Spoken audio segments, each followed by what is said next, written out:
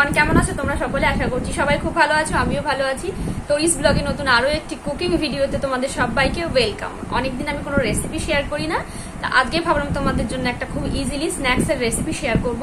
সেটা হচ্ছে ভেটকি মাছের চপ। তো ভেটকি মাছ ছাড়া অন্য অন্য মাছ দিয়েও তোমরা করতে পারো, কিন্তু আমার কাছে এই মুহূর্তে ভেটকি মাছ আছে, তো আমি ওটা দিয়ে একটু চপ বানিয়ে তোমাদের সাথে রেসিপিটা শেয়ার করব আর সঙ্গে রিভিউ দেবো কেমন হয়, কারণ আমি ওটা ফার্স্ট টাইম বানাচ্ছি। তো চলো রান্নাঘরে যাওয়া যাক। আমি চলে এসেছি রান্নাঘরে, এবার আমি দেখে নিই আমাদের কি কি উপকরণ লাগছে। আমি সব রেডি করে ফেলেছি, আমার সঙ্গে মামনিও হেল্প করেছে। তো ভেটকি মাছের চপ বানানোর জন্য অবশ্যই আমার ভেটকি মাছ লাগছে। এখানে আমি 4 পিস মাছ নিয়ে নিয়েছি, এটাতে আমার অনেকগুলো হয়ে যাবে। আর এখানে আলু সিদ্ধ করে ম্যাশ করে রাখা আছে, সরি গ্রেট করে রাখা আছে। ম্যাশ করে নিতে পারো বা গ্রেট করেও নিতে পারো। এখানে যে কাঁচা লঙ্কা কুচি, এখানে আছে পেঁয়াজ কুচি, আর এখানে আদা রসুনটাকে আমি গ্রেট করে নিয়েছি। আর তো সাদা তেল, গরম মশলা, নুন এগুলো লাগছে। চলো রান্না স্টার্ট করি। তো আমি প্রথমে জল দিয়ে দিচ্ছি, মাছগুলো একটুখানি সিদ্ধ করে নেব।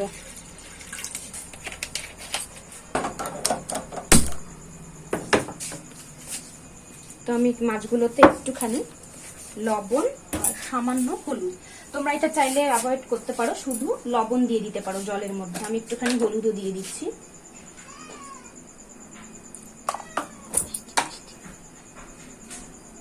লবণ,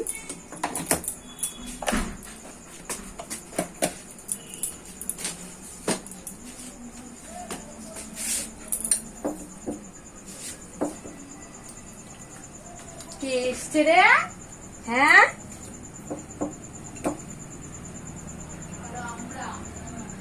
আসো।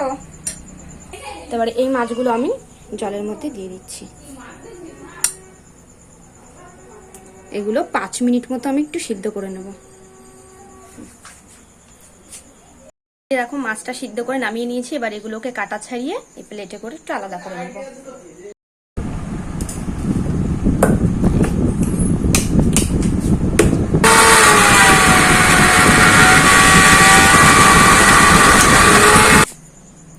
তো এই যে বিস্কুটের গুঁড়ো করা হয়ে গেছে, তোমরা ব্রেড ক্রাম্বস দিয়েও করতে পারো। এখানে আমি মাছটা দেখো কাঁটা চামচ দিয়ে ছাড়িয়ে নিয়েছি। এবার আমি রান্না শুরু করব। তো আমি এখানে প্যান গরম করতে বসিয়ে দিয়েছি, আর পুরো রান্নাটা কিন্তু সাদা তেলেই হবে। ফ্রাইটাও হবে সাদা তেলে, রান্নাটাও হবে সাদা তেলে। নমিতা বাবু চলে এসেছে, আমাদের আজকের গেস্ট, মানে খেয়ে রিভিউ দেবে গেস্ট নমিতা। ওটা ধরে নাও, ওটা ধরে নাও। আচ্ছা তুমি আমার কাছে ওইগুলো নেয় না। আমি এর মধ্যে প্রথমে একটু সাদা তেল দিয়ে দেবো।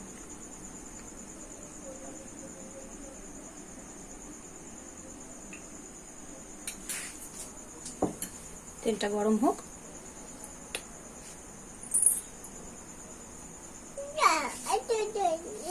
কি খাবে? এবার দিয়ে দেবো এর মধ্যে দেখো 1 কাপ মতো পেঁয়াজ কুচি।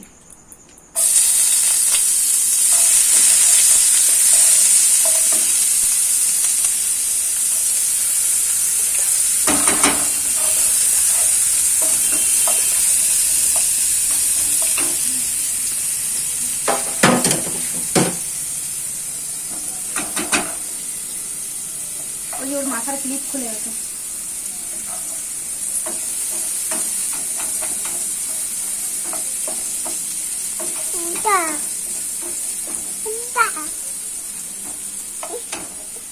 এবার এর সাথে দিয়ে দেবো আমি এই যে গ্রেট করা আদা আর রসুনের কিমা।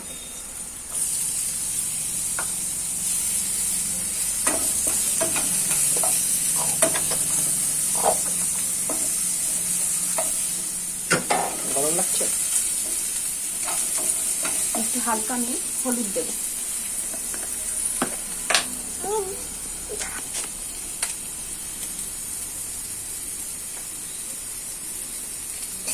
কি খাবে দেখো তো, কি খাবা তুমি?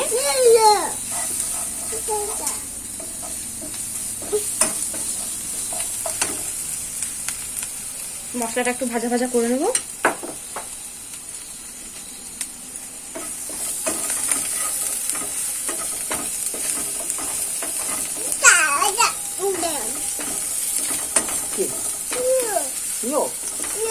নড়িও না, এটা নড়িও না, নড়িও না।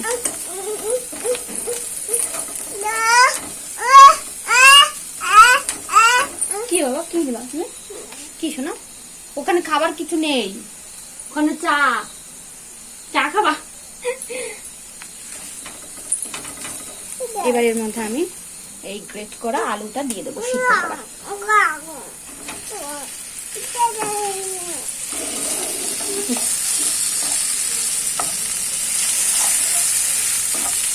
আর দিয়ে দেবো কাঁচা লঙ্কা কুচি। এর মধ্যে আরো কিছু মশলা অ্যাড করা যায়, কিন্তু আমি সিম্পল ভাবে করছি।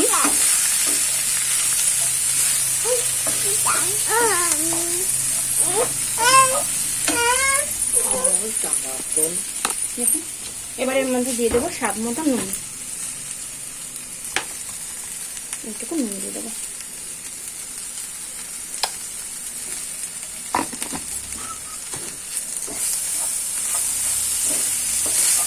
মাছটা দাও না।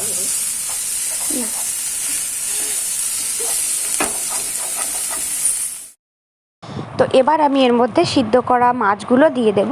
তোমরা এখানে অন্য মাছ দিয়ে করতে পারো, যেমন হচ্ছে রুই, কাতলা, যে কোনো মাছ দিয়ে তোমরা করতে পারো। আমি এখানে ভেটকি মাছ নিয়েছি। আমি ভেটকি মাছ সত্যি কথা বলতে কোনোদিনও খাইনি, আর আমার না ভীষণ একটা গন্ধ লাগছে, ভেটকি মাছের ভীষণ আঁশ গন্ধ লাগছে। আমি জানি না আমি খেতে পারবো কি না চপটা, কারণ ভেটকি মাছের এরকম যে একটা তীব্র গন্ধ হয় এটা আমার জানা ছিল না। জানলে আমি ভেটকি মাছ দিয়ে সত্যি করতাম না। ফ্রিজে কাতলা মাছও ছিল, তাহলে আমি কাতলা মাছ দিয়ে করতাম। যাই হোক, করেই যখন ফেলেছি, তো এর মধ্যে আমি একটুখানি যে ভাজা জিরের গুঁড়ো দিয়ে দিলাম। আমার কাছে কৌটা ভরা ছিল, আমি ওই জন্য দিয়েছি। তোমরা একটু শুকনো খোলায় টেলে নিয়ে সেটা গুঁড়ো করেও দিতে পারো, আমার কাছে ছিল তাই আমি দিয়ে দিলাম। এবার দিচ্ছি এর মধ্যে আমি একটু গরম মশলা, বেশ খানিকটা গরম মশলা দিয়ে দিচ্ছি, যাতে গন্ধটা না ছাড়ে, মানে যে আঁশ গন্ধটা বেরোচ্ছে ভেটকি মাছ থেকে, সেই গন্ধটা যাতে না ছাড়ে, ওই জন্য আমি বেশ কিছু পরিমাণে দিয়ে দিলাম হচ্ছে গরম মশলা। একটু ধনে পাতাও দিতে হতো, কিন্তু আমার কাছে এই মুহূর্তে নেই, তো আমি ওই জন্য দিচ্ছি না। তো এটাকে এখন ভালোভাবে নাড়তে হবে কিছুক্ষণ। নেড়ে যখন সব পুরগুলো এক জায়গায় চলে আসবে, নাড়তে নাড়তে একটা দলা মতো পাকিয়ে যাবে, তখন এটাকে আমি একটু ছাড়িয়ে দিয়ে, দেখো আমি ছাড়িয়েও দিয়েছি, দিয়ে এখন এটা আমি গ্যাস অফ করে ওটাকে ঠান্ডা করে নেব। ঠান্ডা করে নেওয়া হয়ে গেছে আমার।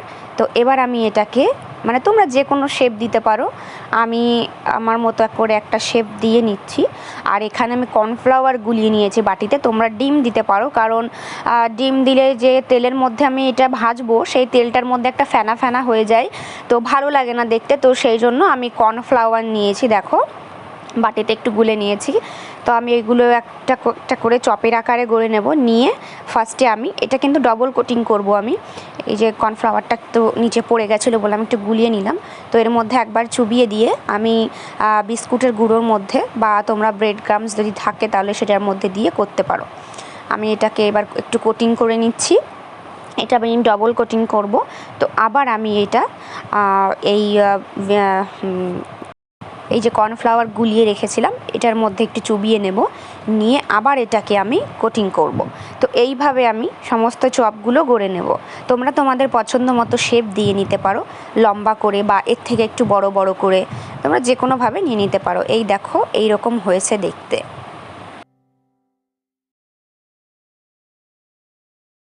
তো আমার এগুলো ভাজা হয়ে গেছে। তো এবার একটা আমি কিচেন টিস্যুর উপর তুলে নিচ্ছি, নিয়ে তেলটা যখন অ্যাবজর্ব করে নেবে তখন আমি একটা প্লেটে এটাকে পরিবেশন করব। আর তোমরা যেভাবে তোমাদের ইচ্ছা সেভাবে তোমরা গার্নিশিং করতে পারো। আমি সিম্পলভাবে করেছি, কারণ আমার হাতে সময় নেই, রাত্রিরে রান্নাও চাপাতে হবে। তো সেই জন্য আমি অল্প রকম, মানে অল্প সময়ে যেটুকু করা যায় আমি সেইভাবেই করেছি জিনিসটা। তো এই যে দেখতে পাচ্ছ চপ আমার রেডি। আমি এইভাবে সুন্দর করে সাজিয়ে এটাকে পরিবেশন করেছি। তোমরা তোমাদের ইচ্ছা মতো এটাকে পরিবেশন করতে পারো, গার্নিশিং করতে পারো, যেভাবে তোমাদের ইচ্ছা। তো আমার এই চপের রেসিপিটা কেমন লাগলো তোমরা কিন্তু অবশ্যই কমেন্টে জানাবে। ভালো লাগলে বাড়িতে অবশ্যই ট্রাই করো। আর আমি বলবো যারা মানে বেশি আঁশ গন্ধ সহ্য করতে পারো না তারা ভেটকি মাছ দিয়ে করো না, কারণ আমার একটা সমস্যা হচ্ছিল। এমনি চপটা খুব ভালো হয়েছিল, কিন্তু আমার মনে হয়েছিল যে যদি কাতলা মাছ দিয়ে করতাম বা রুই মাছ দিয়ে করতাম তাহলে হয়তো এই গন্ধটা হতো না। খুব একটা ভীষণ তীব্র আঁশ গন্ধ ভেটকি মাছের থেকে বের হচ্ছিল, তো আমার একটু সমস্যা হচ্ছিল। এমনি আদারওয়াইজ সবাই ভালোই খেয়েছে, বিশেষ করে আমার শ্বশুর আর শাশুড়ি মা, মামনি ভীষণ ভালো খেয়েছে। মামনি তো রাতে রুটি দিয়েও খেয়েছে এরকম, আর আমি এক পিসই খেয়েছি। তো খুবই ভালো একটা, মানে সন্ধ্যাবেলা চায়ের সাথে খুব ভালো জমবে। তোমরা একদিন বাড়িতে ট্রাই করো। আর এখানে আমি আমার ভিডিওটা শেষ করছি। আর আমি কিন্তু এটা ফার্স্ট টাইম করলাম, জানি না কি ভুল হয়েছে, কি দিতে ভুলে গেছি বা কি দিইনি। তো তোমরা যদি কিছু জেনে থাকো তাহলে আমাকে কমেন্ট করে জানাও, দিদি এটা দিলে ভালো হতো, কমেন্ট করে জানাও। আমি একদিন অন্য মাছ দিয়ে ট্রাই করব। তো এখানে আমি ভিডিওটা শেষ করছি, আবার আসবো নতুন একটি ভিডিও নিয়ে। ততক্ষণ সবাই ভালো থাকো, সুস্থ থাকো, আর আমার তরফ থেকে অনেক অনেক ভালোবাসা। টাটা।